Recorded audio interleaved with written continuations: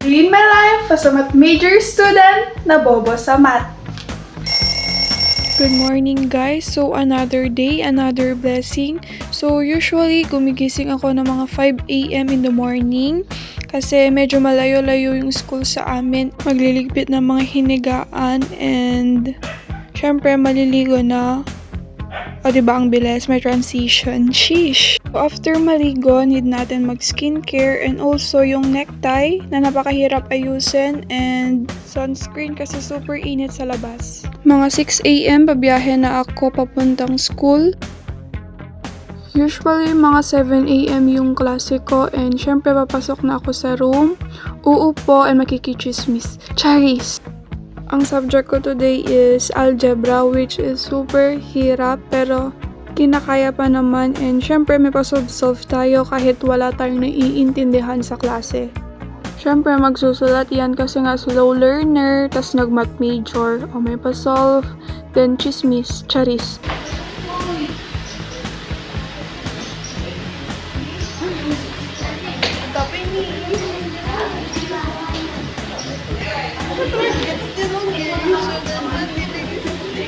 Tatawa ang problema, and bathroom break, tapos canteen with friends, spaghetti and breakfast kasi hindi nakapag-breakfast sa bahay. Then biglang nag-ring yung bell, and syempre lalabas kami lahat. Wow!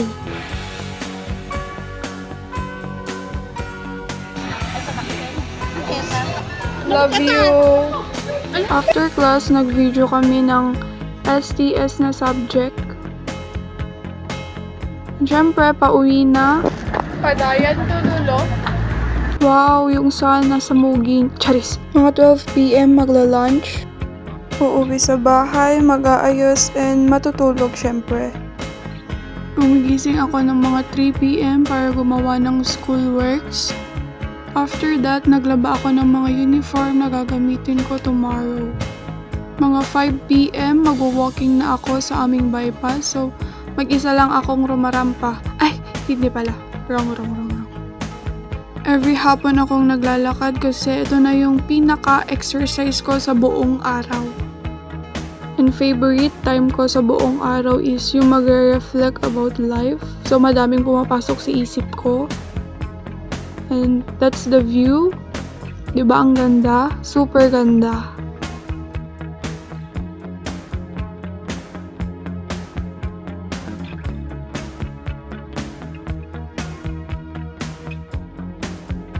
(6 p.m. pauwi na ako pero nakita ko yung pamangkin ko and magwawalis after kasi hindi ko to nagagawa sa morning. Merry Christmas!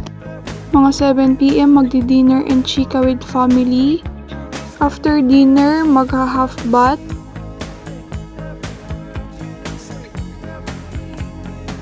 Syempre, hindi kakalimutan ang mag-skincare sa gabi. Need natin to. And lip balm. After that, lock-in ulit na gumawa ng mga activities sa school. Before I sleep, inaayos ko yung mga bag ko na gagamitin ko for tomorrow. So mga 10 p.m. magliligpit na ako ng higaan and good night! And guys, don't forget to enjoy every moment in your life. Use your time in a meaningful way and don't waste it. Because as they say that time is gold, hindi mo na may babalik ang kahapon. Make sure also to balance your lifestyle. It shouldn't be all about studying or using your phone. You need to rest and give yourself time to relax. Thank you for watching. See you in another vlog. Bye!